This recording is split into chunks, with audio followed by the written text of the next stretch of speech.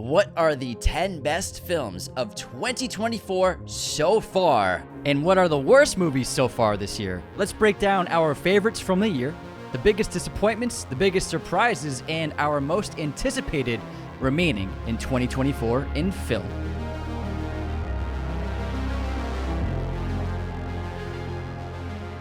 What's up, movie friends? Welcome back to Raiders of the Lost Podcast, the ultimate film and TV podcast. We are halfway through the year of 2024 in film. Let's break down our favorites and least favorites. So each of us have a top 10 list of our favorites of the year. We're also going to talk about the worst movie of the year, our pick for worst movie of the year, as well as the biggest disappointments, the biggest surprises, and then the movies we just had no interest in watching. Quite a few. And we weren't wrong based upon the reviews and reactions. And then we're going to finish up the episode with the most anticipated remaining films for us for 2024. So we got a jam-packed episode of the year in review. We've had some great movies come out in 2024 so far. Obviously, there's so many that we're looking forward to throughout the rest of the year. Oh, yeah. I mean, Christmas Day with Nosfueratu, Gladiator 2 in November, Deadpool and Wolverine, Twisters, which we're seeing in a couple days. Twisters! Before, we're filming this before seeing that. Yes. And we're basically doing this list up until July 1st, really. Mm-hmm. So the first half of the year of 2024. That's why, obviously, I know Twisters would be in my top 10. Same, it looks like it. Otherwise, yeah. But so far, the first half of the year it's been good. We've been cooking. However, there have been some disappointments, and I feel like there's fewer great movies this year than last year or the year before. I don't think it's been cooking yet. It's getting there. We've had some great ones, but I think it's been a bit of a slow year in terms of a consistency of great films. The pork's been undercooked. They have to put it back on. Yeah, the they skillet. It's just we need more sides. Yeah. We don't have enough. We haven't had enough sides. The sides, they cured cancer. That's why they're so expensive. We've got plenty of entrees, but we're missing out on some like good cornbread or whatever. There is a movie on my top 10. Cool. That's awesome to hear. I did not. Can I finish the set? Oh my! I was pausing for dramatic effect, asshole. Can I finish now? I'm not saying anything. There's a movie in my top 10.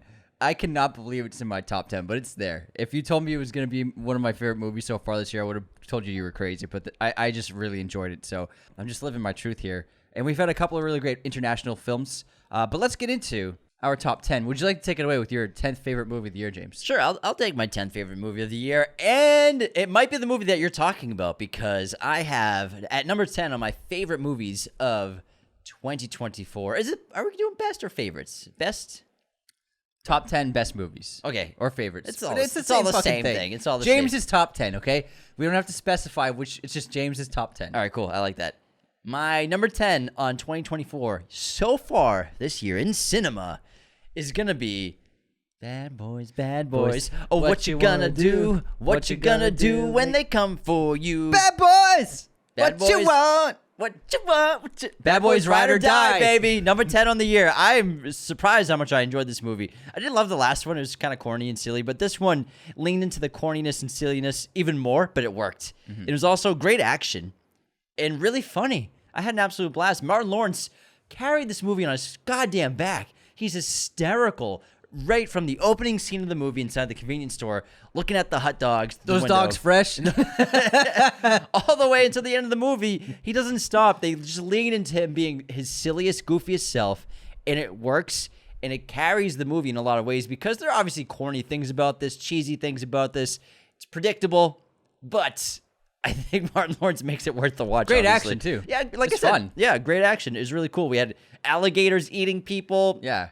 We had really cool, unique 360 gun camera movements, which was pretty fun, kind of first-person-esque shooter, as well as, Will Smith and Martin Lawrence are operating cameras themselves, which I thought that was pretty cool. And drone shots, which was definitely interesting. Never seen anything like that really before in a movie. Drones inside of a room. 360 really well. flying around. Yeah. And I remember we saw an early screening with the directors, and they were talking about that shot specifically, how the AD was like, you have one more shot to get this because it wasn't working out. And they're like, all right, let's just see if we have one more. We have time for one more. And they nailed it on their final take, being able to do it. So I thought it was a pretty cool movie. I had a good time. I love the characters. I love Bad Boys. Since we were kids, we've been watching this franchise. It's crazy how many there are 4 of them now that have grossed $1 billion total, which is nuts. The Bad Boys franchise is $1 billion IP. But man, they brought it. They brought it. It was I so respect silly. that pick. The gunfight with the son-in-law. Yeah. When they're attacking the house, that Yeah. was the best part of the movie. It was fantastic. It was a round of applause. Really at the great end of that winner. scene. Yeah. Really great winner. That's a great pick. Number 10. I love Thanks. it. All right, my number 10 pick for the year, the French film The Taste of Things, directed by Tran Anh Hung.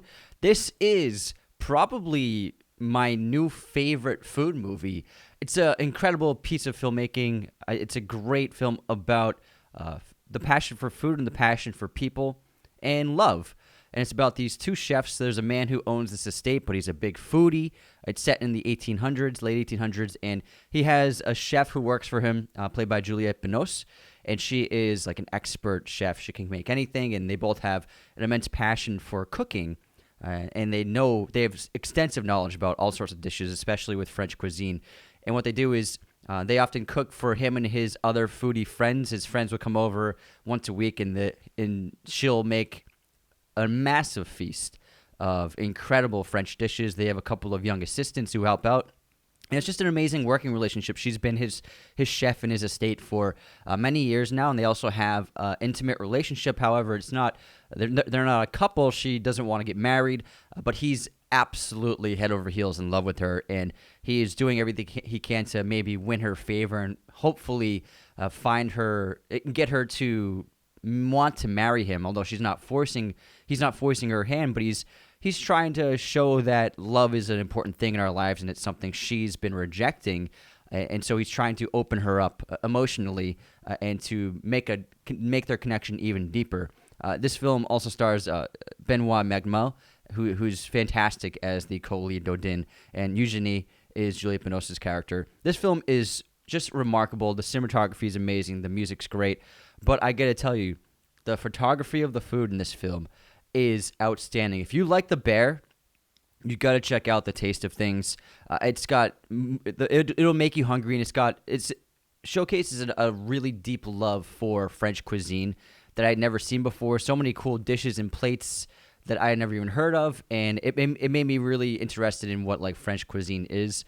It's just an outstanding film. I really adored it. It came out in America in February 2024, and it is a 3.9 on Letterboxd. I gave it a 4.5-star rating myself. I just really loved it, and I highly recommend checking out The Taste of Things. Let's get to my number 9. What we got? The Year of Ty West continues. Oh! With Maxxxine, the third of the X franchise from writer, director, and editor Ty West. And I really, really enjoyed this film. I personally like X and Pearl better, but to make a really now iconic horror trilogy in the 21st century, I think it's a really rare thing to do. To do it so quickly as well. Do it all within 3 years is incredible. Oh, rated R franchise. It's great. And all very low budgets. And this obviously is the most profitable one so far. It's already grossed like over $20 million. And I think that Mia Goth is just the queen of Scream Queens right now. She's the top dog. She's the alpha. The queen of the queens? The queen of the Scream Queens. She's the best in the business right now. She's got that it factor, and Pearl and Maxxxine are characters that are very much connected in all three movies. Sure. And she embodies them so well. And I like this one so much because it had that really great 60s, 70s slasher vibe and feel. It was stylish. It had an incredible, I think, first 45 minutes. It teetered out a little bit for me in the third act, which I think was the common critique of the film. But overall, I thought the kills were really great. I screamed out loud in gory joy at one of the shots that involved high heels and a pair of testicles. It was so gnarly, man. But Mia's such a terrific presence on screen. I think she's one of the biggest stars out there right now, and I think that audiences are about to, once she eventually starts getting bigger movies and bigger roles, not that she hasn't been in big movies yet, but she hasn't quite had a blockbuster role yet. I think that obviously if she gets... By blockbuster, you mean like a huge movie. If they make Blade eventually, then sure.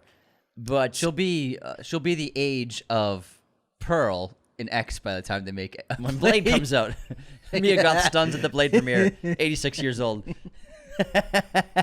But when you look at Mia Goth's filmography and her resume of the horror genre and honestly just the fucked up genre in general, I mean, the art house genre. Yeah, you throw some Lars von Trier in there. She has quite the filmography. And she can do something like Emma. Yeah. and she's really terrific. And I think Ty West is one of my favorite directors working right now. I love We all his know films. it. I love We his all know style. it is. It's great. This movie was. It felt like each of these movies were a different style of filmmaking that he pulled off really well. And I really like this movie a lot. Again, I did fall on the third act for me a little bit, but overall, I think it was really great. I'm glad you enjoyed it, man. Thanks, man. The year of Ty West continues. It will never end. Jinx. Next year, he's got something coming out, I bet. I'm sure he already filmed it probably. He filmed 3 movies already. All right, next up at my number 9, I have Bad Boys Ride or Die. Also really fucking enjoyed this movie.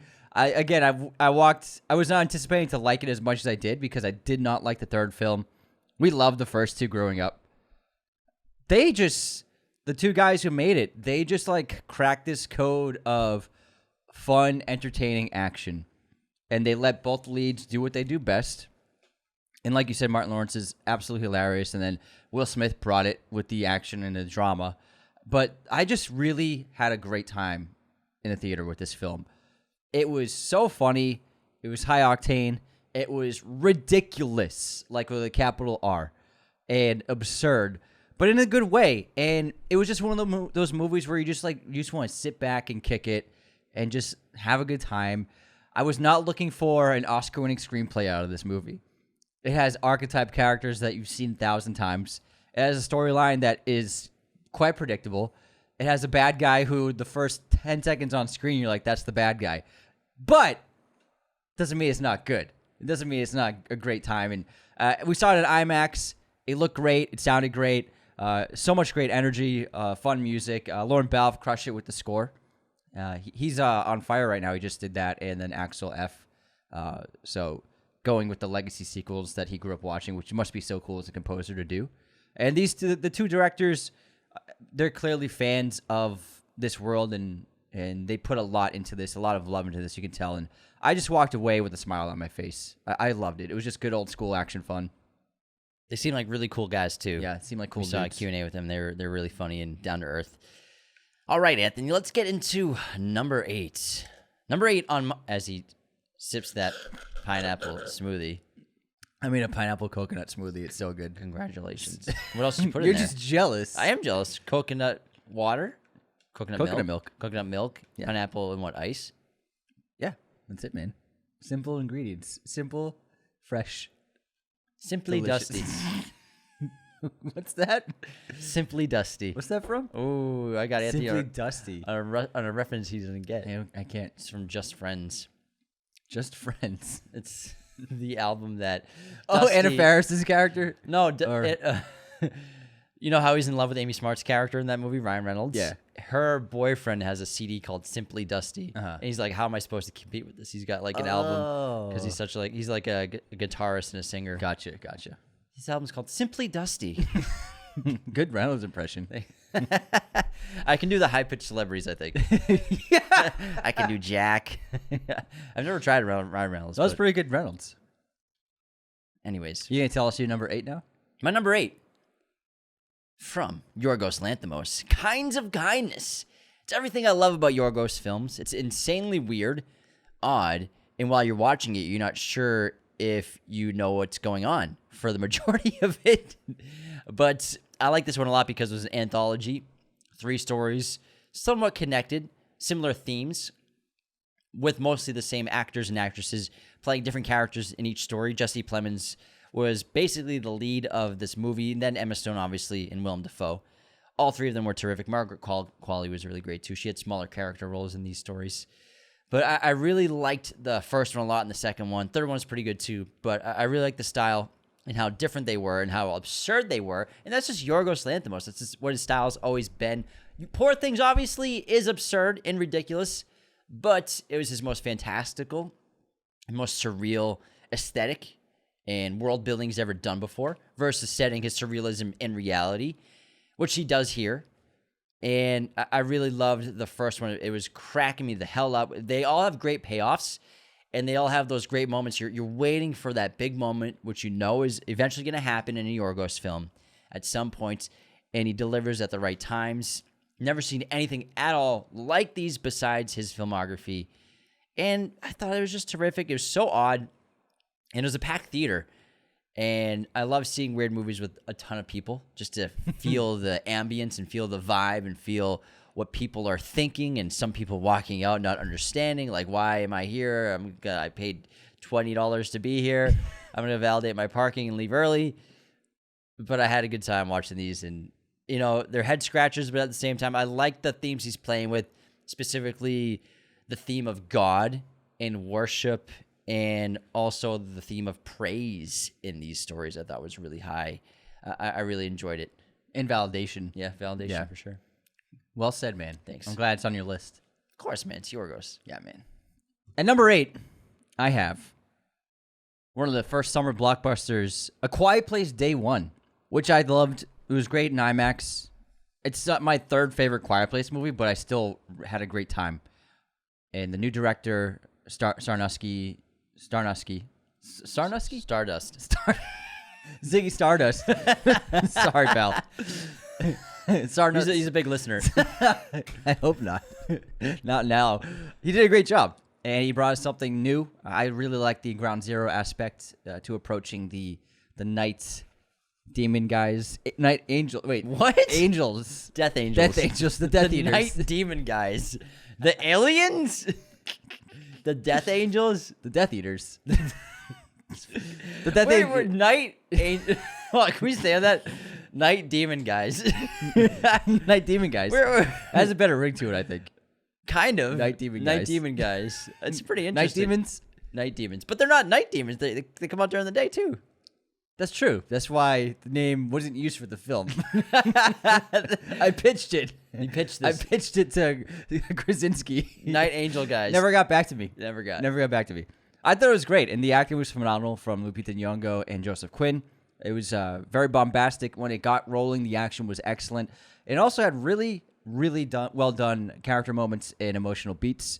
It was a very simple story, but it went in a direction I was not expecting it. I thought it was going to be a survival movie, but it was more about grasping on, holding on to the past and your memories in terms of Lupita's character. She's not trying to survive. She's just trying to connect to her father in her last days of life, which I really liked. I wasn't expecting that. And I like the cat a lot. Great performance. Top tier. The cat was terrific. And it was just overall a really fun horror film. Bye-bye. I had a blast. There were some cool new elements to the lore of the Night Demon guys. Especially the Big Queen. We finally got to see them eating their little ramen noodles, and those were bulbs. Those were bulbs of ramen. Flowery goodness. Bulbs of lava. Night Demon ramen. It was great. It was porridge. Yeah, I had a really great time, and I loved it. All right. Thank you for sharing that with us. I'm sure everyone really enjoyed it. Moving on to number 7 on my list. I got a movie Anthony hasn't seen. The most violent and bloody movie ever produced from India. You got your shakedown? Are you saying ever produced in generally speaking, or just from India? From India, the Specifically. country. So the most violent, bloody movie ever to come out of India. Well, I'm just saying, the way you said it, the most violent movie ever produced from India, it sounded like the most bloody and violent film ever produced out of the country of India. Okay, thank you. Thank you for that. I needed that specificity. A little specificity. Yes, I needed it. Kill. And the entire movie is in the title, Kill. This movie's awesome. It's basically Train to Busan with The Raid. If those two movies had a baby, it would be called Kill. What a cute name. Very cute for a name. baby. It's I heard it's booming for baby names this year. Kill. Top 5 for boys. Second is Night Death Angel guy. Night Demon guys. You already forgot it. I forgot my own name for Imagine them. if someone named their kid Night Demon guy. Kill is an excellent movie. I hope it's still in theaters, and I hope if you haven't seen it, you get a chance to check it out, because it really is that good. It deserves definitely a showing in theaters for sure. And what happens is the plot of this film, which is loosely based off a real-life experience of the writer-director, where he was once on a train that got hijacked by bandits, about 20 or 30 of them, and they went compartment to compartment, robbing everybody, killing many people. His compartment was not hijacked at all. He was more, I think, in the front of the train. but it was a real life incident and inspired him to make this movie where we follow two commandos Nice. in the army. I like it who already. are on a train because the main character's love is being forced into a marriage she doesn't want to be in. So they're traveling to partake in this marriage, but they're going to run away together, basically. He's planning on them running away together. And that's what they kind of want to do. However, a bunch of bandits attack this train and hijack it, and they discover that her father is this very wealthy guy in government, and they're going to ransom basically the entire family. And so the commandos are trying their best to stop all the bandits on the train. And it's so action-packed. It's really creative. There are a bunch of kills that are so unique. I've never seen anything quite like them before. And I love seeing that in action movies.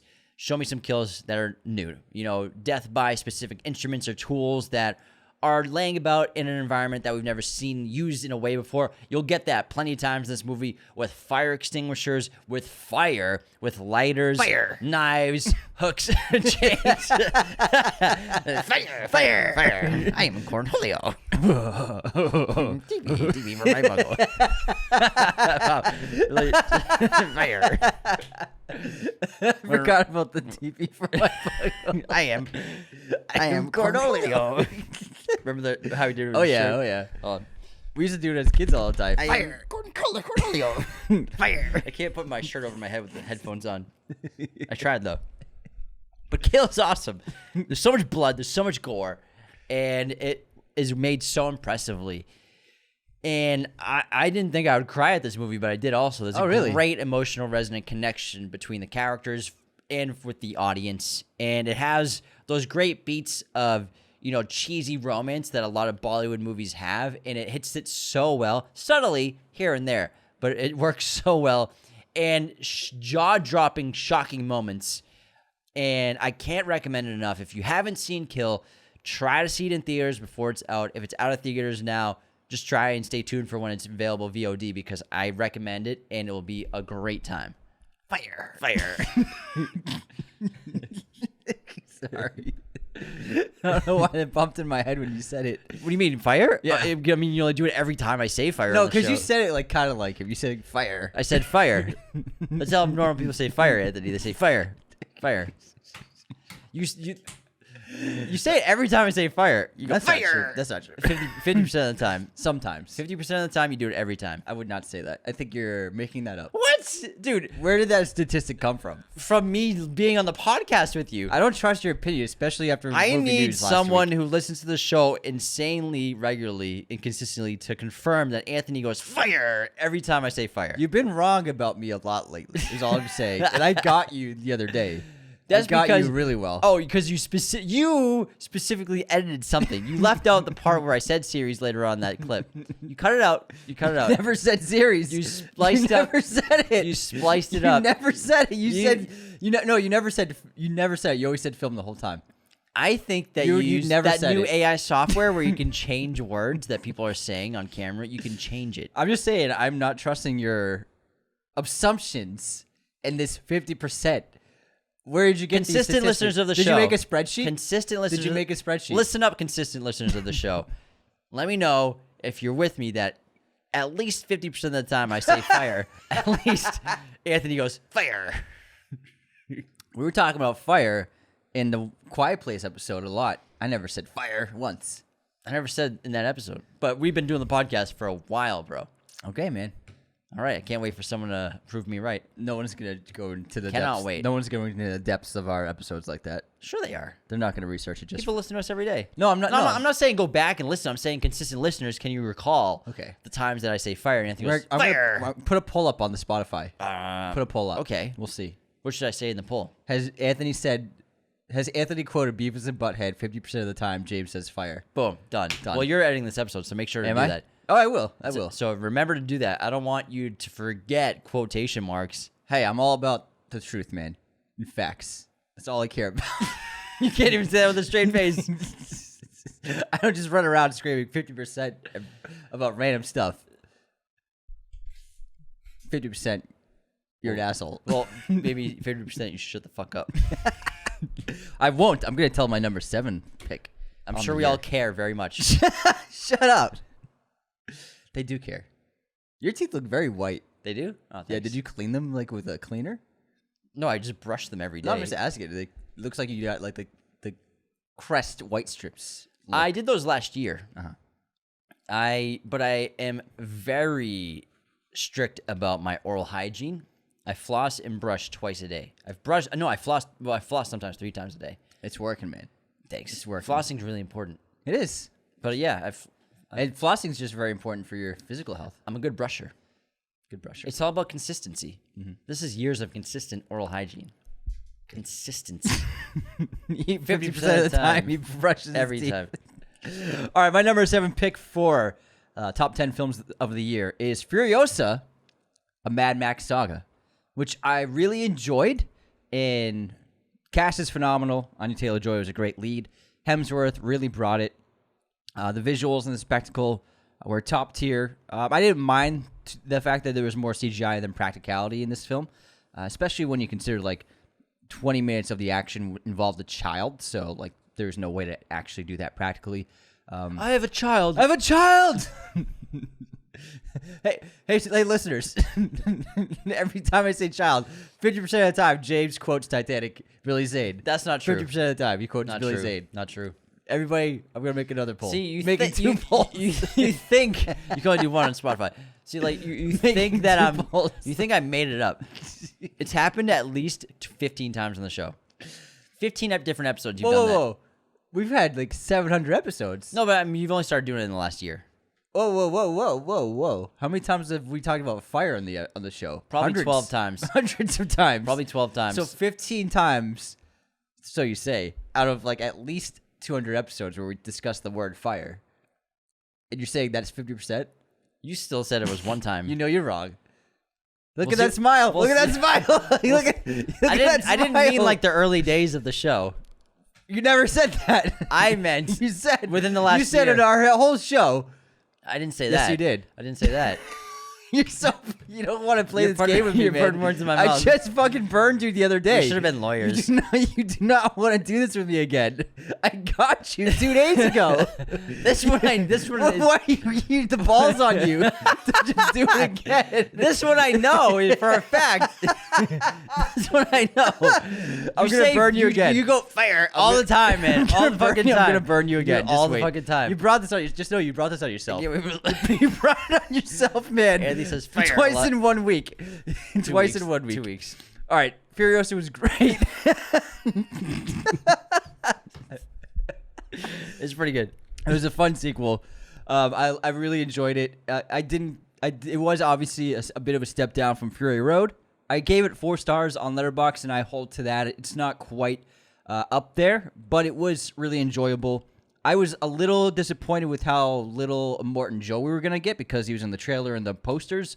I was like, oh, this is going to be badass, and then he's really only on screen for like 2 seconds. So it was really enjoyable, but not quite the same as Fury Road. But it was a fun prequel. I had a really good time watching this film. Well, coincidence. Oh my god. Number 6 on my list is also Furiosa Mad Max Saga. I enjoyed the heck out of this movie. Some of the best action we've gotten in the entire year. Like Andy said, the visuals are excellent. This is just top tier filmmaking and insane passion in filmmaking. George Miller, he's not George Miller guy. Georgie Miller kid. I went so Boston with that. George Miller is an auteur. He's an artist. He's an artist. Give me a tuba. I can get you something out of it.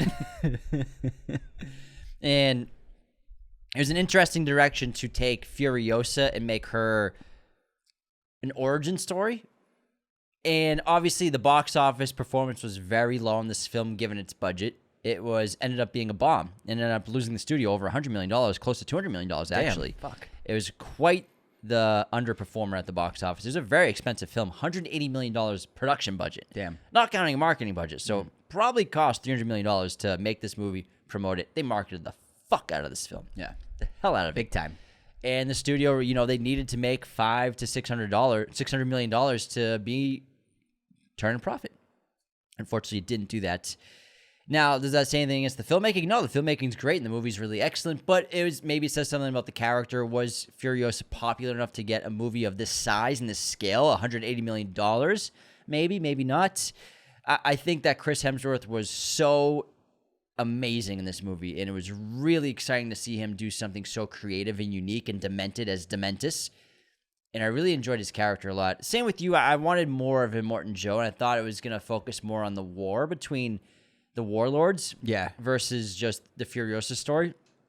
Furiosa's badass and kick-ass, and Anya Taylor-Joy is really terrific in the lead role. But, I think that it's, when you compare it to Fury Road, which is an absolute masterpiece in filmmaking, it really is one of the best action movies in the history of cinema and one of the best movies of the century. And when they played the montage and the compilation from Fury Road at the end of this movie, while I was watching, I'm like, oh my God, I forgot how good this fucking movie is in theaters. Holy shit. But it was still a really great film. And unfortunately, it didn't do that well at the box office. And it's going to be up in the air whether or not George Miller gets to make another Mad Max movie. I'm sure a studio will give him budgets. Tom Hardy said it's not going to happen. Well, I mean, you never know. It could be a different story, different direction. Maybe not. Maybe Mad Max isn't the character. Or maybe they recast Mad Max. Maybe. Hotter, younger? Hotter, younger. Max. Triple X Max. We'll see. It's too bad, though, because I really love being in the world of the Wasteland, and I think it's so intriguing and fun and unique. Nothing quite like it out there. It's sort of just, it's like Star Wars. It's its own universe that Miller created, and finally seeing with the technology and the budgets he's been getting, what he really was envisioning back then in the 80s. It's really cool. But yeah, I still really enjoyed the film, but definitely walked out of the theater not disappointed, but like, oh, it was great. But I was expecting Fury Road again, that caliber. Very close, but not quite there. But still a terrific movie. Yeah, I agree. And one of the best of the year. My number 6 pick on the year is, so I'm going to do this pick, and then we're going to go into our worst movie of the year and biggest disappointments and biggest surprises before we round out our top 5. Oh, yeah. But my number 6 pick on the year was actually a horror movie that came out of nowhere and really blew my hair back, and that's Late Night with the Devil, which I gave 4.5 stars on Letterboxd. I walked into this knowing nothing about it. I had just seen the trailer, and I was floored. It was really well done, so entertaining, really original, unique concept of doing an exorcism live on TV. David S. Malchian carried the film really well as a lead. I was very impressed with his performance. It was just a really cool concept and original approach to horror. It was very, very scary at times. And then it turned into this crazy Odyssey-like finale that I think really put it over the edge, where it went from a really cool horror movie to like something more than that. And I walked away just really impressed with it and really surprised. I was not expecting it to like it as much as I did, and I absolutely had a blast. It got so much flack for its use of a couple of AI images, and I get the response to that. I understand it, but I'm watching the film objectively. I thought it was really phenomenal, and it got a lot of review bombing unfairly, I think. I think Late Night with the Devil is a really fantastic film and something fresh in the horror genre. Right now, it's my favorite horror film of the year. All right, well said. Let's get into the worst movie of the year so far, Anthony. So we haven't watched everything. And we also have a list of movies that we weren't even interested in watching because of the fan reactions and trailers, not liking the trailers or the people involved. So there's plenty of films we didn't even watch. But all the films we did watch, there was one that stood out. It stood out because it was painfully written, poorly shot, and just kind of awkward to watch. And we were watching this with a watch party on Discord, on our Patreon members' Discord, with about 12 other people. And within 15 minutes, we were all stopped the movie, and we were like, are we really going to keep watching this movie? Because no one was liking it. It was that bad that 15 of us said, let's just put something else on. Yeah. And we're talking about Ricky Staticky. Now, I know a lot of people actually enjoyed the film. For me personally, I found it incredibly unfunny. And the cinematography, I'm not expecting much from a comedy. But a streamer movie. Yeah, or a streamer. But it really just looked like a Burger King commercial in terms of the way it was shot and staged and lit. And it was just like really like a really overwhelmingly mediocre production. It had a great cast. It could have been really good. John Cena got commended me. Just he went after it, and he really put himself out there on this film. And I wish the movie was better because he is like the sole reason it was kind of tolerable for a little bit. But even his character, it just wasn't good enough to continue watching. I don't like turning movies off. If we watched this in a theater, we would have watched the whole thing, obviously. But I had no interest in finishing the film or the story, and I found the characters to be like unlikable guys who have been lying to their wives and families for 15 years to get out of normal, everyday human things like an engagement party or like birthday parties or whatever. I found it to just be odd. Like, I don't even want to root for these guys going forward. I just found everything about the film extremely unlikable, surprisingly. It felt like everyone learned their lines the morning of filming, except for John Cena. I don't know. It just didn't feel genuine.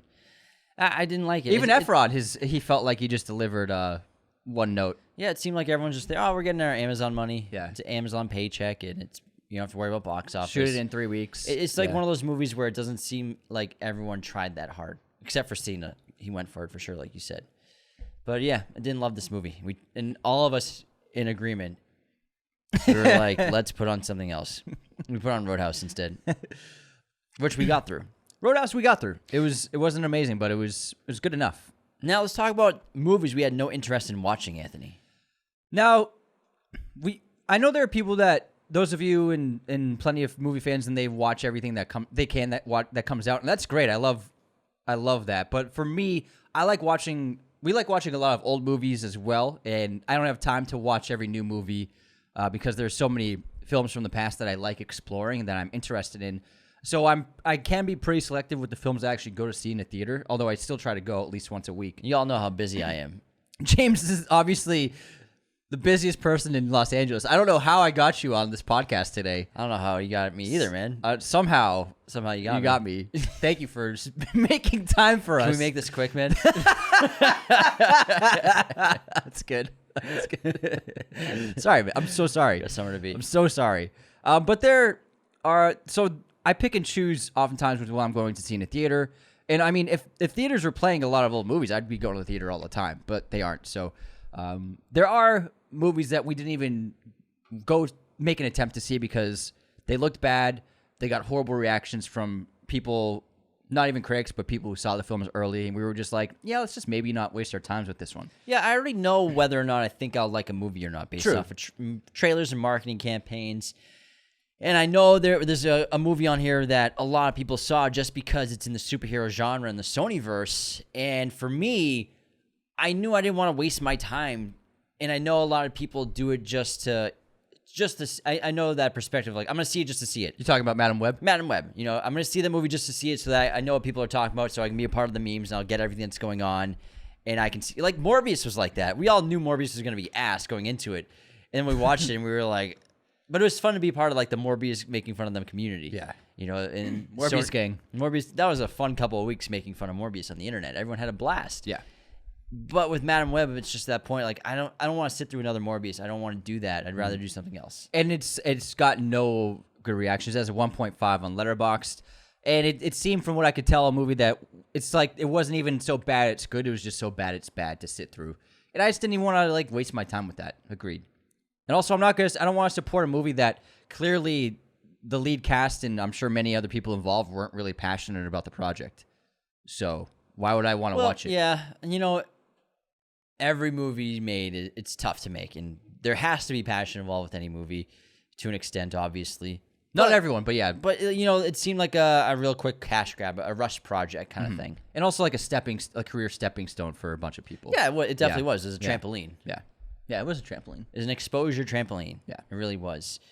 And other movies we really had no interest in watching include The Strangers, Chapter 1, the reboot of the Strangers franchise from only 10 years ago. Which I think is the worst reviewed film of the entire year.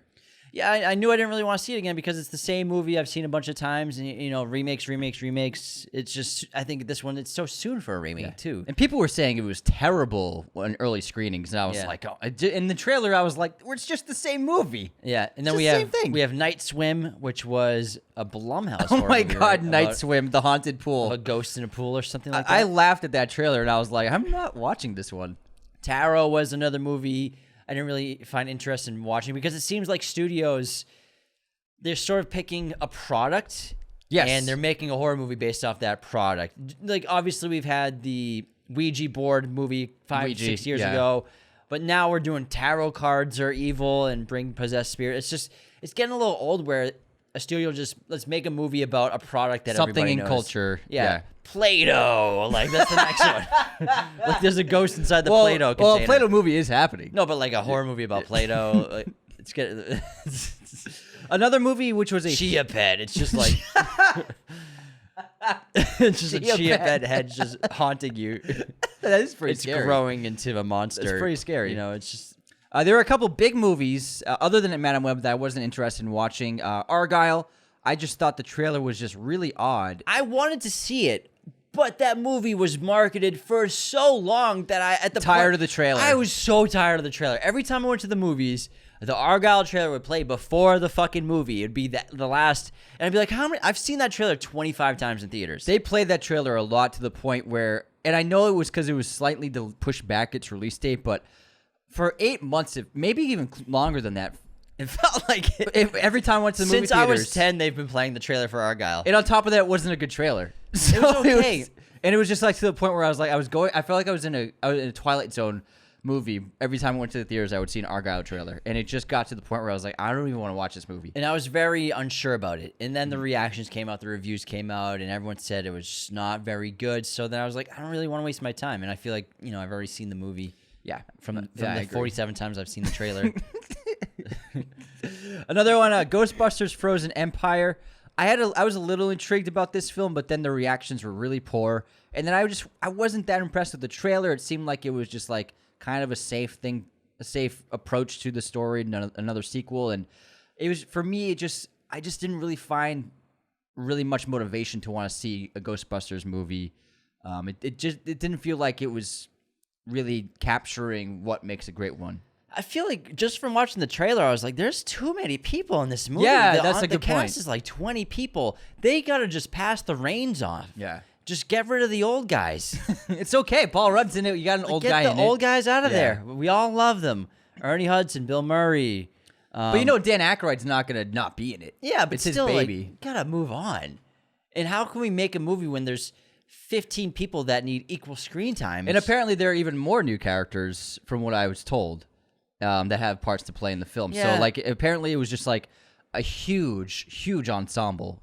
And just their story was just completely muddled from what I could tell. The reviews and reactions were just very mediocre. And I don't like wasting my time for movies that are just going to be mediocre, Another film that we had no interest in watching. Especially just cashing in on IPs. It's just so much. Yeah, I feel like it was just like, let's do another one. The first one made pretty good money. This is the second time it's technically a reboot, even though they're sequels, but they did Ghostbusters in 2016. You know what I mean? Is the third franchise attempt. Yeah. Yeah, so that's a good point.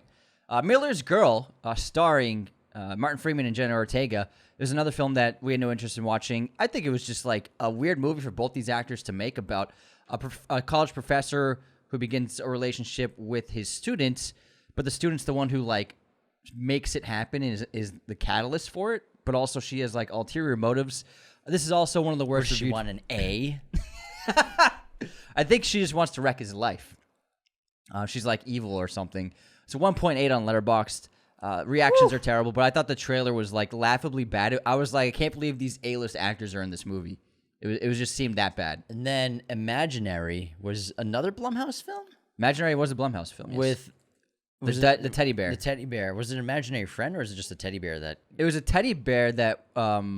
came to life? Well, when Jessica moves back to her childhood home, her youngest stepdaughter, Alice, develops an attachment with her stuffed bear, yeah. The stuffed bear is there physically. But then they're imaginary demons or evil things that aren't really imaginary. Not for me. I didn't love the trailer. 1.9 on Letterboxd, so we dodged a bullet there of our time. Next up, we have another Kevin Hart Netflix movie. Oh my Lift. god, this trailer was my least favorite of the year. It might, I think. yeah. I thought the trailer was really just god awful, and it's a 2.1 on Letterboxd. And I don't know how many movies he signed on with Netflix, but hopefully he's done with that contract soon because they have been turning out nothing really memorable. Yeah, they were roasting him so hard at the Tom Brady roast about how many bad movies he makes. It's so funny. And it's just like it could have been a cool concept, but like the crew and Everyone's so everyone's so hot. And I was just like, what is this movie? It's just like Instagram models robbing a just plane. trying so hard to be like, we're awesome. That's what this trailer felt like. It was like, we're cool. They weren't cool. And yeah, obviously, but I mean, a lot of people watched it. But yeah, it's a 2.1 rating on Letterboxd. The final film that we did not watch this year was The Watchers. This movie, I never found it to be too curious or intriguing enough for me to go to the theater to see. And I was pretty right. It's a 2.5 on Letterboxd. Everyone we know who's seen it was very much disappointed by it. And apparently, this film is just full of exposition, not much happening, and a twist that's not really that interesting. I had no interest in seeing this, and it looks like we were correct for not spending our time to go see this in the theater. Looks like The it. Watchers. All right, so those are the movies we really had no interest in watching this year. But how about we take a break, and then we'll go to our intermission, but we're still going to talk about this year's biggest disappointments, the biggest surprises, as well as our top 5 favorite films of 2024 and the most anticipated movies going forward. And before we continue, the very best way to support Raiders of the Lost podcast is to become a patron at patreon.com/Raiders of the Lost podcast. You get awesome perks like weekly bonus episodes, access to the ad-free version of every single episode. You can listen to any episode without commercials or ad breaks. You get access to our Discord, where we have watch parties and chat with you, have awesome threads and communications with a bunch of great people. Built a great community on there. And it's just the best way to support the show. We can't do Raiders of the Lost podcast without our Patreon. So its support is integral to the show. Thank you, everyone, for being patrons, past, present, and future. Another great way to support the show is to leave those 5-star ratings and reviews on Spotify and Apple Podcasts. Why would you want to do this? Because it adds reputability to our show, helps us get seen by new people. Plus, at 5,000 Apple ratings, I'm going to get a tattoo of Anthony's choice. I don't know what it's going to be. We'll find out if we get there. We're quite a ways away. So get those numbers up, everybody. One day. And we also love to read the written reviews out. I'll get to one in just a minute. And another great way to support the show, just share us with your family and friends. Word of mouth is the best way for a podcast to grow. So share us with everyone. This episode, of course, is sponsored by our friends at movieposters.com, the #1 place to get your posters online today. Be sure to use our promo code Raiders10 at movieposters.com to get 10% off your order immediately. They have all sorts of sizes, framing, and even backlighting for your poster needs, as well as a huge catalog of any kind of film and TV show imaginable, which I already said, but I'll say it again. If you liked any of these movies this year enough to get a poster, they got them at movieposters.com. They're decked out all over our set, all over our home, all over our bedrooms. We got these posters up our ears, and we love it. So if you want to get some posters, you got to do that at movieposters.com and use our promo code Raiders10 right now. That'll get you 10% off your order immediately. Let's get into our intermission, Anthony, and begin with the movie quote competition. Are you ready? Ready. My name is Jeff. My name's Jeff. My name is Jeff. Jeff. 22 Jump Street. That's correct. It's Sleepy. Tell him that story about last night. Go into incredible detail about that story, that rich detail. That's a good opener. All right, here's mine. Would you mind not shooting at the thermonuclear weapons?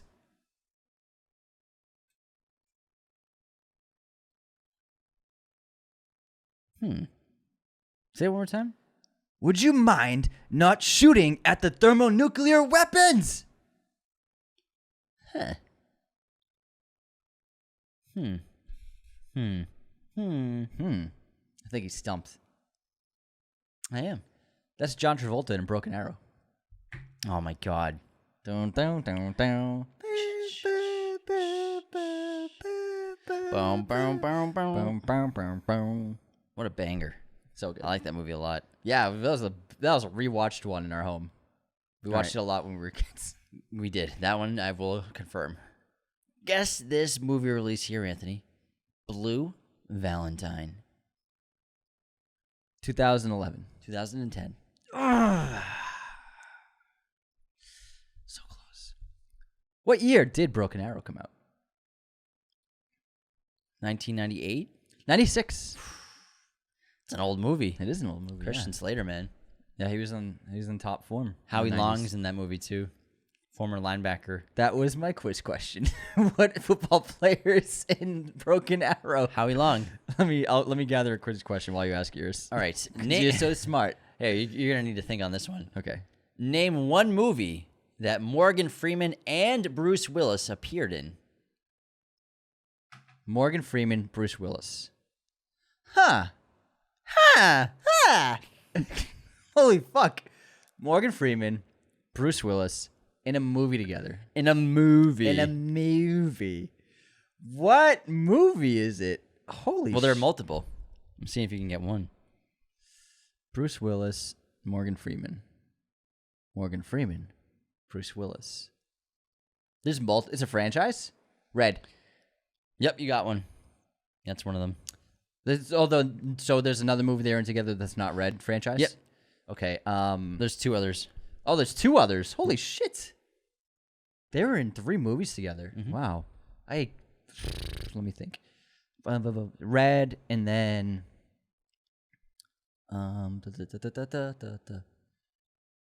something. They're both in the 90s. They got to be in the 90s. I give up. I don't know. So the other two films that they're in together include Lucky Number 11. Oh, yeah. Bruce is the hitman, and Morgan's one of the disputing arcs here. Big guys, gang Bosses. kingpins, and Kingpin then drug lord? Kingpin drug lord, and then a movie called The Bonfire of the Vanities. I never would have gotten that because I don't even know that movie exists. Came out in 1990, starring Tom Hanks, Bruce Willis, Melanie Griffith, and Morgan Freeman. What year? 1990. Wow. And this, I'm surprised you don't know about because it is, in fact, a Brian De Palma film. What's it called?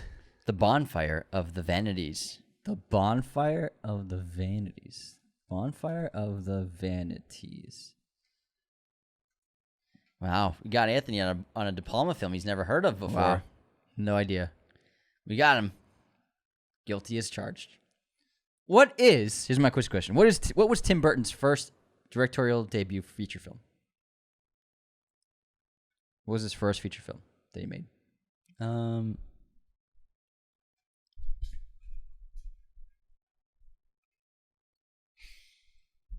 What was his debut film?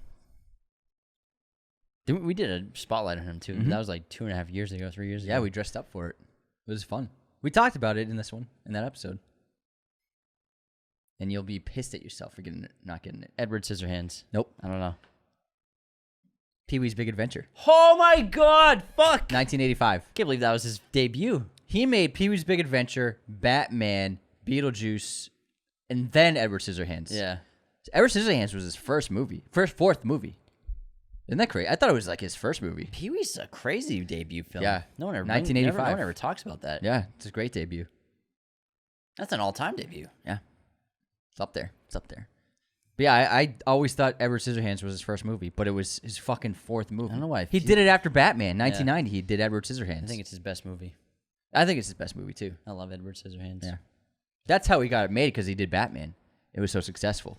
Yeah. All right, Anthony.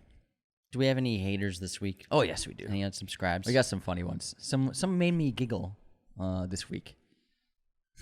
AJ wrote, unsubscribed so I could resubscribe. Then we got Justin Becker on our biggest box office bombs episode. I always appreciate y'all saying some insane out-of-pocket nonsense like The Flash and Zack Snyder's Justice League being good movies to remind us that we're all human. If only you had good taste and it would be boring. I'd have to unsubscribe. Pretty That's savage. a good roast. Pretty savage. Then we got Jazzy Jeff. I made a post about movieposters.com on our Instagram. Yeah, I'd love the fellowship poster, especially certified or something. I haven't heard about it yet. Unsubscribed. And I commented, yeah, James never brings it up. Never bring up. Hey, I mean, it's an official movie poster. Double-sided. Certified. Certified, guys. I received a certificate. Next up, we got final verdict on our Letterboxd top 100 horror movies. Whoa, glossing over The Shining, unsubscribed. We skimmed through it. Birthday batter on movie news. Wow, no mention this week. Marked 22 years since the theatrical release of The Crocodile Hunter Collision Course. I expected more from you two. Unsubscribed. Crocodile Hunter Collision Course. That's great. Jenna Chica wrote, movie news, if you ever do that annoying chipmunk voice edit again, I will unsubscribe. When I sped up your voice. It was funny. Nico wrote on movie news, did James say Barbaric will be a film or a series? You guys were not clear enough on subscribe. Anthony K on Gladiator 2. Are you not unsubscribed? And then Fad Rax Murray Road. Fad Rax Murray Mode. All right, movie news. Inside Out 2, third highest grossing animated film of all time. Unsubscribe. That's pretty funny. Just cause. What's your streaming rec? Well, we first, got a review? We have a great five-star review Amazing. from Jake Peterson. What's up, Jake? Letterboxd knocked up. That's the name of his review. 5 stars. I love this show, but FYI, the website they created on Knocked Up was called Flesh of the Stars. Oh, Flesh of the Stars! I was internally screaming when you boys were Googling it, and for that reason, hashtag unsubscribed. Just kidding. Love the work you guys do. Thank you for making me feel normal with my love of movies and quotes. I love that. That's great. Flesh of the Stars. Right. Yeah. I had a feeling Flesh was in there somehow. Yeah, I just couldn't remember it. We couldn't even find it on the internet. Yeah, I couldn't find We it searched the web. We searched the net. the web. Who says that? The Like nets that anymore? didn't have it. We searched the web. I How love- old are you? 90? I was doing it on purpose.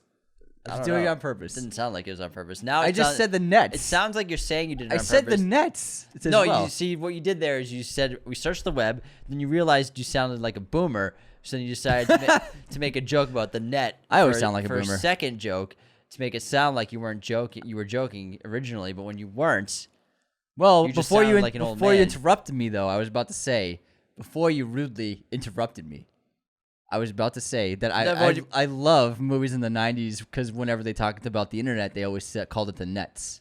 the net, Yeah, not the nets, the net. the net, singular. Search the net. You're right, they did call it the net. You're a terrible boomer. You don't even know what it's called. I am a great boomer. Thank you very much. I haven't heard that word in a while. The net? No, boomer. Boomer? I still see it on the comments here and there. I feel like it's just lost its steam. It's not that funny anymore. Yeah, It's not funny. got overused. Yeah. You're overusing it today. It's justified. What's your streaming recommendation? Twister on Max to get ready for Twisters. It's a We great did movie. an episode on it Yeah. 3 weeks ago, everybody. It's a great time. It's a great time. My streaming recommendation is The Girl with the Dragon Tattoo. David Fincher's version is on Max right now. Great Give it a pick. watch. Great movie. All right, Anthony, let's get into our biggest disappointments of the year, biggest surprises, most anticipated going forward, as well as our top 5. All right, so the biggest disappointments of the year were 2 films that we were pretty excited about. One of them I was very excited about, and that's Abigail, the horror film about a vampire, a group of criminals trapped in a mansion with a little girl ballerina vampire. Really fun concept. However, the movie wasn't fun. I had a lot of hopes for this film because we really liked Ready or Not. Ready or Not. They did a good job with that film, and this looked like a really cool idea, and it looked like it was going to be bloody entertainment and cool kills and laughs. And honestly, this movie was very long, very slow, and it turned out to not be really about Abigail being the villain. And I was really shocked with the direction it went. It really takes, not even kidding, 30 minutes for anything to happen in this movie. And I could hear people in the theater just like, everybody was just like getting bored. Really 30 minutes until anything interesting happened. And I was just like, they should have cut out 20 minutes of this opening act because this is just not how you want to do a horror film. It's probably what happens when you have an idea and then you just got to put some filler in there. Yeah. It's like a quick script, a rush script. I don't think it was a rush script. and I don't think it was filler. I think that they were just like, the thing is they had an ensemble, and they were like, let's establish every character succinctly. I hate that, man. And give them let's give them all 4 minutes each. I hate that. And we then don't need it. By the time that was over, I was like, is this a horror movie or what? I fucking miss movies that don't do that bullshit, man. Like Heat, they don't do that. No way. We don't need an origin story of every character. And like, who gives a fuck? They're the character. Yeah. And there's like, they spend so much time with the crew, but like the thing is, we all know they're gonna die soon. So what's the point of really getting to know them that much? Other than, yeah, we need a sense of each character and what they're like and their personality, but like we don't need to know so much. And there was just like that in 30 seconds. There was just a gimmick that they did of just like, it's cheap exposition of one character is like Sherlock Holmes typing. They can guess everything about you just from how you dressed and what you look like, and they did that for everyone. And then characters were like, okay, do me next, and then okay, now I'll tell the audience who you are. They did that like with like 6 characters, and I was like, so one of the characters is basically like Sherlock Holmes? Yeah, and she can like read anybody. Did she deduce that they were all going to die? She did not. But she was like deducing all their personalities and their backgrounds, and I was like, this is exactly how not to tell an audience who characters are. And I was just like, and they did it like several times. I was like, how long is this bit going to go on for? And even then, the kills, they were pretty good, but it wasn't really that fun. However, I will say the girl who played Abigail was phenomenal, and was by far the best performance of the entire film in a huge ensemble of very experienced actors. She was absolutely great. I think she'll have a big career because she's really carried this film. But then ultimately, I'll spoil it a little bit right now for anyone who hasn't seen it. At the end of the day, Abigail is not even the villain. And they turned someone else into the villain. And it turned into a movie that wasn't about a vampire ballerina girl who's killing everyone. It turned into something else. And I was like, what the hell did they just do? There was a complete U-turn. So I was very disappointed with Abigail. Speaking of U-turns, in Roadhouse, there is a U-turn on the boat. We watched Roadhouse. We're on the Discord with a bunch of people after we did not like Ricky Staticky. And honestly, Roadhouse wasn't that bad. You know, I guess... We had high hopes. Yeah, I guess I had high hopes because it's Jake. The trailer was so good. The trailer was pretty good. Doug Liman's an awesome director. Yeah. And, I didn't hate this movie, but I didn't love it. It was very cheesy at times, very corny at times, very predictable. But I enjoyed the action, the style. But the character was a little off. Like, I couldn't really get a sense of Jake's character because he was just so relaxed. Chill. But then turned into the Hulk. So, I don't know. It was an odd tone. But I didn't hate the movie. I guess it just didn't live up to the expectations after the trailer. Yeah, I mean, this is a movie. It's not a movie we hated. It was just a disappointment because I loved the trailer. It was one of my favorite trailers of early this year. And I was like, oh, this looks like it's going to be a really fun, action-packed, funny, entertaining film. And it was just like, it was just all right. It was pretty good. And some of the fights were pretty good in... They were nice, but it was just like, ultimately, I walked away and I was like, I don't even need to watch that movie again. I really don't. So it was ultimately a disappointment. It was. But how about we talk about some surprises? So I think the biggest surprise for me this year was probably Godzilla x Kong, because I wasn't a huge fan of some of the more recent releases in the franchise. However, Godzilla x Kong, I was walking in with just no expectations for this film. I was just like, okay, let's just see this giant monster mashup in IMAX and like whatever. It's a chill night. And I walked out of the movie and I was like, that was fun. It was entertaining. It was James has a fan on his crotch right now. It's on my and body. He's staring at me with a serious face. I'm just holding it on my lap. It's hot in here. It's just it's like on me. Sorry, it threw me off. I it's not thought as bad as the juice box bit. Yeah, that one killed me. It's not a great movie. It's not like it didn't change the genre, but I really enjoyed it. I had a good time. It was funny. It was entertaining. It was very light. It was colorful. It had some really fun action. Great CGI. I think the CGI was really fantastic. And I really liked the entire storyline in regards to Kong. I really liked what was happening. And like 20 minutes into this movie, I was like, this should have just been a Kong by himself movie. That would have been sick. And even make it just all sign language. That would have been awesome. But I walked away I was like, that was good. That was a fun time. And I was expecting to be like, that movie was terrible. But quite the opposite happened. So for me, that was a really big surprise this year. I really enjoyed Godzilla X Kong. Yeah. I wasn't expecting it to be terrible. It's But not in my top 10, but I liked it. I left the theater basically. We were like, that was saying, fun. That was fucking sick. Yeah, that was fun. It's pretty fucking dope. Yeah. Pretty fucking dope. Yeah. Big surprise also, Bad Boys Ride or Die. We Being talked in about both that of our earlier. top 10s, obviously. We were walking in, not expecting much, and then we were just like elated walking out. We were giggling. You and I were cackling and giggling that whole time. Yeah. It was we funny. were the loudest people in the theater. Yeah. All right, let's get into our most anticipated movies for the rest of the year. And then we will show you our 5 favorites of the year so far in 2024. At number 9 on our most anticipated, we have The Substance. This won Best Screenplay at Cannes Film Festival. Body horror-esque, David Cronenberg-esque style of filmmaking. Looks really cool, surreal, cerebral, and weird. And then we got Sean Baker's Anora, which just released the trailer this week.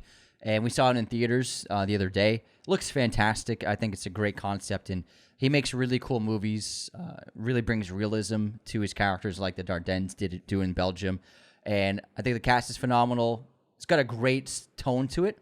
And it just seems like a magical movie that you can disappear into. Mikey Madison seems like she's about to blow up. She's in Yeah. Scream 6, and also she was in Once Upon a Time in Hollywood. She's the girl that got lit on fire at the end. And she's primed to get an Oscar nomination, it looks like. Probably. And then we have at number 7, The Count of Monte Cristo, which is the newest adaptation of the famous novel. We're in France? Out of France. This is getting huge rave reviews. It's over a 4 on Letterboxd and at an 8 on IMDb. Whoa, I gotta check this out. It's apparently supposed to be one of the best, if not the best, adaptation of the novel that's been done. Is it in when's It's it in come out? theaters right now in France. I'm trying to find out when it will play here. I'm not sure if it will play in America, but it is also the most expensive movie in France this year that was made. It'll play in LA. I hope so. I'm waiting for it. Right now, it's doing extremely well with both critics and audiences.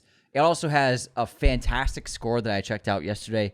Really wonderful score. I love that book, and there's been a couple of really great adaptations of the novel. And this, from what it seems like, it's supposed to be an amazing movie. 3 hours epic. 3 hour epic period piece. Next up, we have Alien Romulus, which we have high hopes for from Fede Alvarez. The trailer looks amazing. They actually just released a new trailer today. I'm not going to watch it because I don't want to see any more because I'm already going to see it. We have high expectations for this film, and we hope that it can deliver like we think it can. It's going to be fantastic. Then we have a horror movie called Cuckoo, starring Hunter Shaver and Dan Stevens. Very mysterious about this plot, which I love with horror movies. I don't even know what this movie really is about. Hunter Shaver plays this young girl who goes to work at sort of a facility that her father is some sort of scientist at or something. No, Dan Stevens isn't her dad. I thought Dan Stevens was her dad. No. Oh. He's just... She has old parents, then they moved into town. Ew. So I still don't even really know what this movie's about. But that's good. And then there's this creepy scene of someone chasing her when she's on a bike in the dark. Yeah, it's a cool trailer. An interesting monster. It's sort of, they tease something about evolution and other animals, so maybe there's some sort of genetic experimentation going on with human beings and animals. It looks like cool monster design. Sort of like Splice. Yeah. Was Yeah, like yeah. that movie. Yeah. So I'm pretty much looking forward to this movie. It looks pretty cool. I think it's a really cool trailer. And then another upcoming film, Twisters. Twisters! Which we're seeing this week, and we're very excited for. Apparently, it's fantastic and a really great old school classic blockbuster movie. We're seeing it tonight, actually. Oh, yeah. The day tonight, this episode airs. Yeah. I can't wait, man. I cannot wait. I'm ecstatic for Twisters. Then we have Trap, the new horror film from M. Night Shyamalan. The last trailer that just dropped in theaters looks excellent. Cannot wait. I think the king is back, baby. All right, next up we got Deadpool and Wolverine, which comes out in a few weeks, which we're both very excited for. I think this is going to be a massive movie. Just looking for some fun, nice escapist entertainment, a big action Marvel movie, just like they used to make. So I think that we're in store for something really excellent with that film. Gladiator 2, which comes out later this year, which we are both November. elated to see. And then We just did an episode on everything we know about the film on Monday. Check it Everything out. about the movie, the trailer, broke down, cleared up confusion, and broke down the controversy of the song. How could they use a Kanye and Jay-Z song? How dare they? There was no rap in Ancient Rome. No rap. Shut up. Inaccurate. everybody. It's fucking awesome. And then our most anticipated film of the year is Nosfueratu, which comes out Christmas Day, which I am just dying, waiting on bated breath to check out. The Count. Nosferatu. He is coming. Looks fucking phenomenal. All right, let's get back into our top 10 lists. At number 5 of the year for me, I have Luca Guadagnino's Challengers, which I really loved. And it's one of those movies that as soon as I finished watching it, I was like, I kind of want to watch this again because it's that good. There's a lot of subliminal messages going on in there, and great writing, great filmmaking. It's exciting, it's invigorating, it's propulsive, it's energetic, it's sexy, it's steamy, and it's goddamn fun. And what an ending, what a finale. The last 10 minutes is incredible. Great nonlinear storytelling with it all happening present day at this match, this challenger match. And we don't really know who these characters are, the three of them, but as the story progresses going through the past, chronologically, the stakes get bigger and bigger and bigger for this present-day tennis match, and it floored me. I also have Challengers at number 5. Come on! Challengers number 5. That was a celebratory firework that just went off. I think so, if anyone heard it. Challengers was fucking awesome, and I think it's got high rewatch value, like you said. Excellent score, so much great energy. It's the second best directed movie of the year. Luca really pulled out all the stops with this one. Cinematography, camera work, blocking, visual effects blending together seamlessly. Incredible shots. I love so much about this movie. He brought so many new takes to the sports drama. It wasn't, and I look at this film, it's not really just about tennis. It's about the relationship between the three of them. Everything's about tennis. Yeah. For Tashi, everything's about tennis. And I really love the cast. I think the three of them play off each other really wonderfully. Everybody did a phenomenal job in terms of their performances. I love this movie so much. It ended, and I was just like, that was fucking awesome. Let's go. Like you said, terrific ending. Really great screenplay. Overall, just one of the strongest films this year. I think it's a shoo-in for a lot of nominations. And Zendaya, I think, will get her first Oscar nom with this film for sure. All right, let's get back into our lists.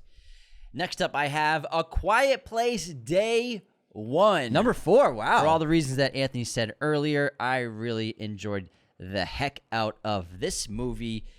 And I love the horror aspect. And, you know, it's the third in the franchise. It's really sort of the first one in this ongoing present-day storyline, I guess you could say, with these new characters or what's going to go on after New York City, as opposed to the Abbott family.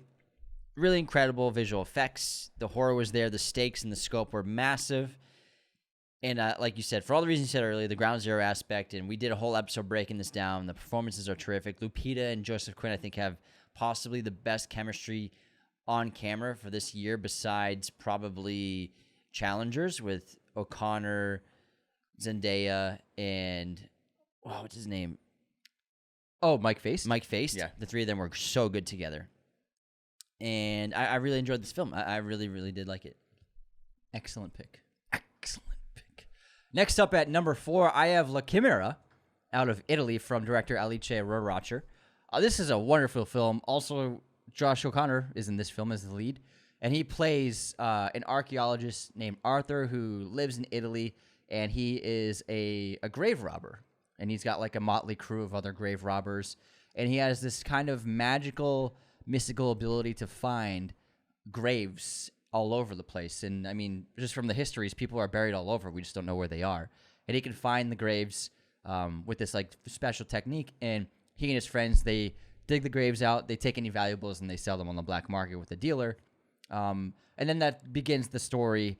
This is a fantastic film. I was absolutely transported. She also made Happy as Lazaro, which is a great film that came out 4 or 5 years ago. Her work is always blending magic realism together, and you get these great, like, authentic, raw performances and stories, but then something otherworldly happens, and it just works. She's got a really fantastic approach to filmmaking, shoots on film. This was shot on multiple kinds of formats and stocks, and Josh O'Connor absolutely nailed the performance. I really loved the film. If you haven't checked it out, you can rent it now. La Chimera. Number 3 on my list is the hat that Anthony is wearing. Kingdom of the Planet of the Apes. I love the Apes franchise. I love the trilogy that we got in the 2010s. And I think that they're off to a great start with the start of this new franchise. And Wes Ball directed his ass off. I think the first 35 minutes was some of the most engaging content or film I've seen in cinemas this year. I was so invested in the opening. It did teeter off a little bit for me in the third act, like a couple other films have this year. But I think overall it held up so strongly for me. And I just think that it's just such a stunning movie. The visual effects are so incredible. And I love how they shot almost completely without blue screens, without green screens. I think there's only 2 scenes that involve them. They're just out in the wilderness, out in the jungles, and these massive sets, these massive production elements. They look terrific. And the story was pretty solid. You know, it was a solid story. But I just really, I loved the first 40 minutes so much that I have it at number 3 on my list. That's all. Yeah, I wasn't expecting that. It's a surprise. A pleasant surprise. Thanks. It's a great choice. Wonderful. It's not in my top 10, though. I noticed. Yeah, it's not in my top 10. You have 2 movies in your top 10 that I don't have in my... No, 3 in your top 10 that I don't have. And you have 3 movies in your top 10 that I don't have in my top 10. Look at that. Look at that. This is what happens when you just can have a nice conversation with someone who has a different opinion than you. I guess it wasn't, I don't think, nice the first hour. In my head, I'm like, when has this been a nice conversation? Just kidding. It's been a lovely chat. It's always been nice. Lovely. Speaking of lovely, my number 3 pick for the best film of the year is Kinds of Kindness from Yorgos Lanthimos. Sometimes a filmmaker makes a movie and it just clicks with you. You know what I mean? And you're just like, I get it. And I see everything that you're doing. And with Kinds of Kindness, that happened for me. And even though it's such a polarizing film, I loved it from start to finish. I can't even decide which storyline I liked best. I just loved them all. I thought this was so funny, so ridiculous, so absurd. It had me cackling in the theater.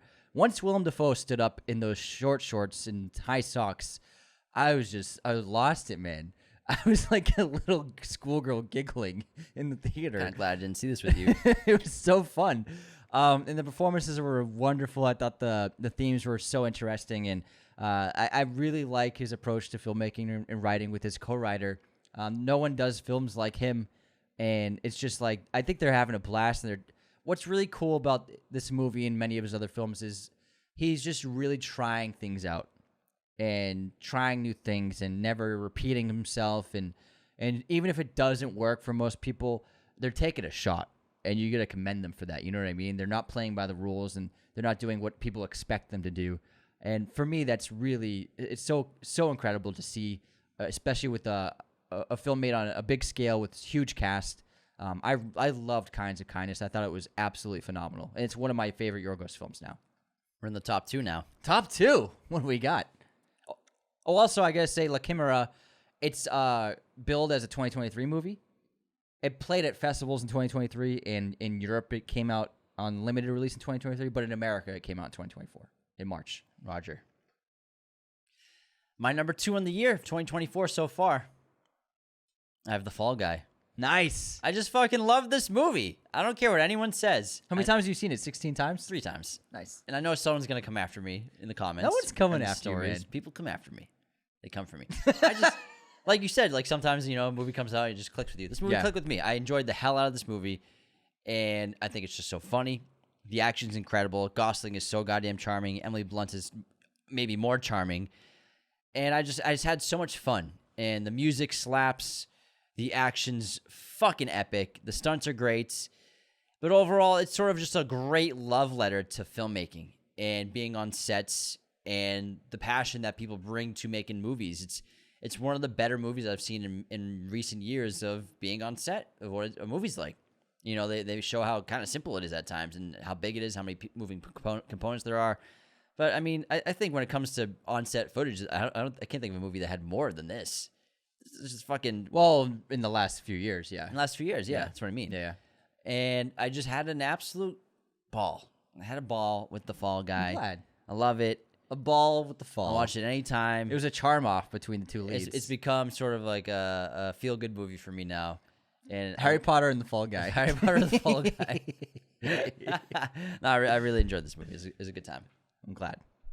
Next up, I have Perfect Days from Japan and director Wim Wenders. This is also billed. It's a 2023 movie, technically on paper. How many movies on your list were released in 2023? Whoa, it wasn't. So Perfect Days came out in the spring of 2024 in America. Perfect Days came out in 1998.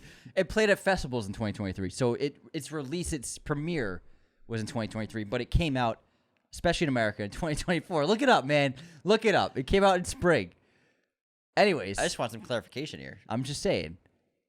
It was released for distribution in 2024. This movie is amazing. I'm still waiting for you to watch it. Still waiting, man. I'll watch it this weekend. You better watch it. Promise. Yo, you're gonna watch The Fall Guy a fourth time. Pinky promise. You're gonna watch it? Yeah, I'll watch it. All right. In La Chimera. You gotta watch that Pinky one too. promise. Pinky promise. Wow. You're not too busy? I can squeeze it in. And then sorry, this stars the great Koji Yakusho, who won Best Actor at Cannes. He's from Cure. He's in Babel, 13 Assassins as the leader of the assassin gang.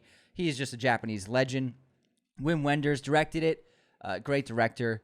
It's about how Hirayama, he is a bathroom cleaner in Japan, and he cleans public toilets all over the city of Tokyo. And it's about his life of trying to deal with life, trying to find the good in his surroundings. He has a bad job. He's a very isolated, solitary human, and but the film does a great job of connecting to the world, of connecting to nature, and trying to find the goodness in every day. And basically, you could say it's like a glass half full kind of mentality. This film of trying to find the good in every aspect of life. You know, cleaning toilets is a shitty job. Nobody talks to him. It's almost like he doesn't exist as a person. However, he does try to find a balance of, life is still worth living, and I'm lucky to be here, and there are still great moments in every day. It's just a wonderful film. Great music. I loved it. It might not work for everyone, but this is really, I think, a special movie. Perfect Days is definitely one of the best films of the last few years, for sure. All right, we're both at our top pick, and I think we all know what it is. I think we know what it is. It's a no-brainer here. It's Ricky Staticky. It's really... Got him. Dune Part 2. Oh, yeah. It's just epic filmmaking. One of the best movies of the century. It's just a masterpiece in every respect. It is... This is what cinema can be on the biggest scale possible. And, Denis Villeneuve is a master. And fucking hell, man, this movie's so good. We talked about it so much. You've seen it multiple times probably, and we've all tuned into our episodes, so we don't have to go into too much detail. I'm just, I'm really glad that this was the franchise that we have been spearheading for the last 4 years. We have really been, and it paid off. Fans. We've been the number one fans for Dune. Yeah, we've been pioneering Dune. We've been in the Dune hive since we started the podcast before they even made before the first film came out. Yeah, I think, or after the first film came out, and. I'm just glad that it's reached the level of, in the pedigree of such wide acclaim and wide adoration all over the world. And I hope that Dune Part 3 comes out relatively soon so that we can finish and cap off this amazing story and franchise that Denis Villeneuve has adapted. 2026. Yeah. Oh, it's not confirmed yet. 2026, baby. It might be it. That might be it. But I love the film. I was absolutely blown away and floored by it. It's right now the best film of the year. I'm not sure it can be topped. And I do expect, honestly, there's some good movies coming out. I do expect Dune Part 2 to take home the Oscar for Best Picture. And I don't think it's going to happen. I think it's going to be a science fiction film blockbuster that's going to win Best Picture. And I think that Denis Villeneuve is going to win Best Director. Greg Fraser's going to win Best Cinematography. And we're going to get visual effects, sound. I think we're going to get at least 5 Oscars out of this movie. It should, but that seldom happens with these kinds of movies. That's the thing. I think this movie is the film that changes that. I think it's that. The only thing against is it came out so early in the year. That's not... I mean, Everything Everywhere All at Once came out in the spring. Oh, yeah, it came out in April. Right? I think that it's a shoo-in. I think it's honestly the film to beat. It is the film to beat. It is the front runner, and I don't see anything that can take it away. Anora might win. It has potential. I think Anora will take it. I think Hollywood will always pick the indie drama over a big sci-fi epic. But this isn't just any big sci-fi epic. Oh, I know, man. I've seen it 4 times. I think actually those are two of those. I mean, we'll see Anora, but from what we've seen and the reactions to it, and it's absolute amazing praise at Cannes. It does have some juice behind it to compete with Dune Part 2. Also, Dune Part 2 didn't play at Cannes. Yeah, so what? No, I'm just saying, it didn't play at Cannes. Yeah. So it wasn't in the competition with Anora. Uh-huh. So if it played at Cannes, it probably would have beaten Anora, possibly. Yeah. Yeah, that's what I'm saying. Uh-huh. So you're saying that Dune Part 2 will beat Anora? No, I'm saying that we can't just say because Anora won Palme d'Or that it's going to beat Dune. No, I'm just saying it has a lot of juice behind it. I know. I'm just saying it has. I'm agreeing with you, bro. I'm just saying it has the juice, man. I'm agreeing with you. It's got a lot of love, and it has. That's all I'm saying. I didn't say it's gonna beat it. I said it could put up a fight. I'm agreeing with you. It's possible. I'm agreeing with you. You have a weird way of agreeing because it sounds like you're disagreeing. Well, listen, I have a podcast where I talk for a living, so I'm just creating discourse and interesting talking points. But then you create fight confusion. No, but then you fight back. You're like, "What do you mean? No, man, it didn't. No, didn't play a can. No, man. No, I'm gonna burn you, man. I'm gonna burn you, man. I'm gonna burn you twice in this episode. You wish. Oh, I've done it before, and I'll do it again. That wasn't even a. That was a fake not even a Departed reference. You did a different line for the reference. It's not even the right line. It's not even the right line. But it worked though. It worked. Anyways, that's our top 10 of the year. Let us know what your favorite movie is, what your favorite big surprise of the year was, and what your worst movie of the year is. That'd be fun to see. Yeah, definitely become a patron today at patreon.com/Raiders of the Lost Podcast. Leave those 5-star ratings and reviews on Spotify and Apple. And take care, everybody. Thank you so much for tuning in. See you next time. This episode was executive produced by our chosen one patrons, Cody Moen, Andrew Hagan, Becca Keene, Benjamin Cook, Calvin Murphy Griggs, Nicholas Martin, Darian Singleton, Tyler McFly, Andrew Hagan. Our chosen one patrons are our biggest supporters. Thank you so much. Raiders of the Lost Podcast is a mirror image production. Sound mixing done by Jacob Kosler. Opening music by Chase Jackson. Thank you for watching Raiders of the Lost Podcast. Be sure to hit that subscribe button, hit the like button as well, notifications for sure. Listen to the show on Apple Podcasts, Spotify, everywhere you can listen to podcasts. And be sure to check out this other content we have on our YouTube channel.